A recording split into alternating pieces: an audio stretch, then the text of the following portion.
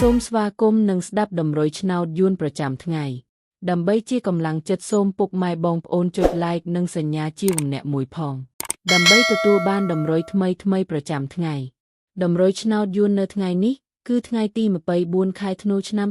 2025ដើម្បីកុំឲ្យខាតពេលយូរសូមស្ដាប់តម្រុយឆ្នោតពី admin មានលេខ9524773235 CD សម្រាប់លេខ OS admin មាន2គ្រាប់គឺ OS ខ្ទង់80និង40សម្រាប់3លេខគឺ admin មាន2គ្រាប់ផងដែរគឺមានលេខ775គុណ995គុណបើសិនជាពុកម៉ែបងប្អូនស្រឡាញ់និងពេញចិត្តលេខទាំងនេះពុកម៉ែបងប្អូនអាចយកលេខទាំងនេះទៅផ្សងសំណាងបានពុកម៉ែបងប្អូនអាចចូល link ខាងក្រោមដើម្បីមើលលទ្ធផលឆ្នោតក្នុងក្រុម Telegram បានដោយគ្រាន់តែចុច link ក្រោមជាចុងក្រោយសូមជូនពរពុកម៉ែបងប្អូនដែលយកលេខខាង admin ទៅផ្សងសំណាងហេងយើងទាំងអស់គ្នាជូនពរពុកម៉ែបងប្អូនជួបតែសំណាងល្អនិងសុខភាពល្អសូមជម្រាបលាជួបគ្នានៅថ្ងៃស្អែកបន្តទៀត